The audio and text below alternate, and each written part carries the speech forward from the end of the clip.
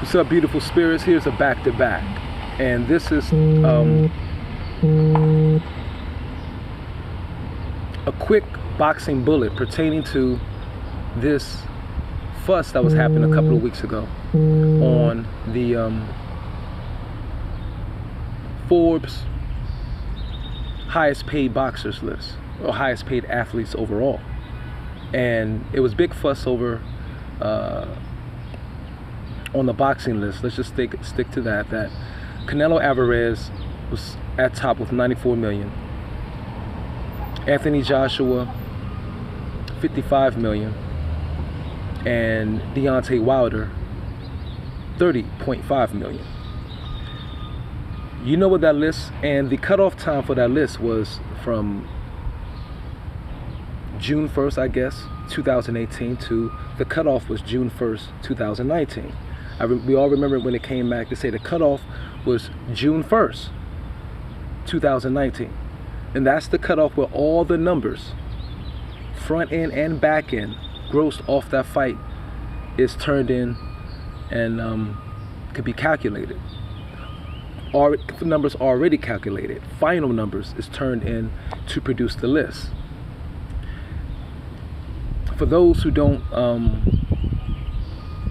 didn't pay much attention or didn't pay close attention to the details, when you calculate that list of the top three, Canelo Alvarez, in that time span, when that list was created or calculated, has him with 3 fights and most likely a signing bonus from DAZN. That all happened within that year for Canelo Alvarez, where he grossed that 94 million. 3 fights. Triple G2, the sign with DAZN, 365 million, which most likely we could say there was a signing bonus in there somewhere that's calculated. Fight with Rocky Fielded, after signing bonus, Triple G, boom. And then the fight with Jacobs. So 3 fights and most likely a signing bonus that happened with DAZN when he got his deal in that, okay? So that's 3 fights, signing bonus in that Forbes list. Anthony Joshua's number 2 with 55 million. 1 fight. That was Alexander Povetkin. Before the Alexander Povetkin fight, it was Joseph Parker, which was on 3/31/2018. So that fight was not included, most likely. Oh, it wasn't included because the cutoff was June 1st, 2019. So it had to go back, of course, retro back to the June 1st, start off from the year before. So see, it's manipulation in the times where they're running these rankings. You know what I'm saying? And running these lists. Anthony Joshua only had 1 fight on that. After that fight was his fight June 1st, it just passed. Well, of course, the final numbers of what's made from the June 1st fight against Andy Ruiz could not have been turned in by June 1st because the fight did not happen until June 1st. So the Andy Ruiz fight is not calculated, nor is the Joseph Parker fight. Now, correct me if I'm wrong, because I may be wrong.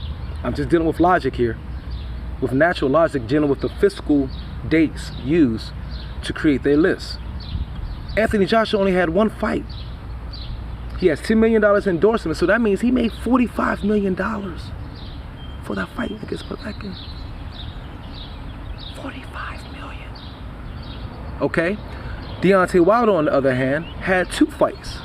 He had a Tyson Fury fight and a Dominic Breazeale fight. Averaged out 15 million. If you put those 2 fights together, before that, he made what, 5 million on a fight? Put those 2 fights together, that's about average 15 million a fight he earned. He earned 10 million on one, then 20 million on the last. But he had 2 fights in there. And he still came in 3rd. Tyson Fury, nowhere on the list. Dylan White, nowhere on the list. So you know what this means? And I'm gonna end this right here. Anthony Joshua alone. And let's connect this to when Deontay Wilder said, my WBC belt is worth more than the 3 belts that Joshua has. Well, according to Forbes list, He made $55 million in 1 year. One fight plus his endorsements. You made 30.5. 2 fights. Your 500,000 in endorsements. And Canelo Alvarez made 94 million with 2 million in endorsements. So the other 92 million is off the 3 fights he had and signing bonus. So if you did take this list and look at it per capita, because boxers, let me quote the great Mr. Gary Russell Jr., boxers are paid off their ability to produce. Boxers are paid off their ability to produce. Per capita, just off the numbers in the Forbes list, Anthony Joshua make more than Canelo Alvarez by a landslide. Makes more by Wilder by an earth. In fact, and I'm exclamation point here, Anthony Joshua is worth more than Deontay Wilder, Tyson Fury, Dylan White, and any other heavyweight you want to put in along with that combined. I hate personally talking about the money, but let's look at the truth. And if he had, say, 3 fights, you could have took what Canelo Alvarez made. If he had 3 fights last year, you could took what Canelo made, Deontay Wilder made. You could took everything Canelo made last year, Deontay Wilder made.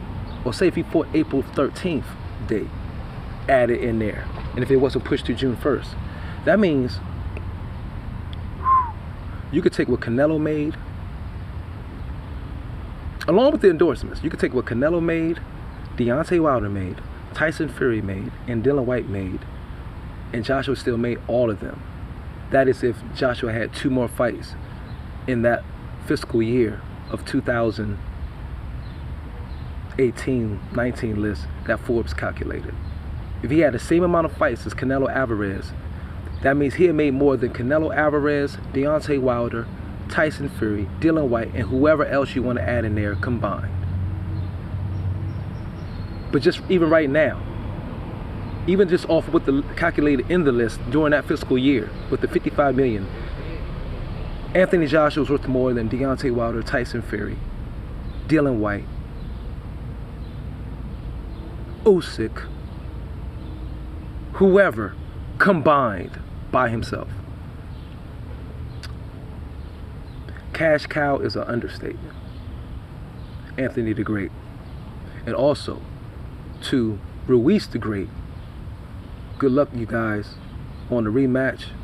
And I'm happy to hear that the shit is happening in Madison Square Garden, like I said, the day after the fight happened. Let's get it, baby. Boxing Logics United. One love.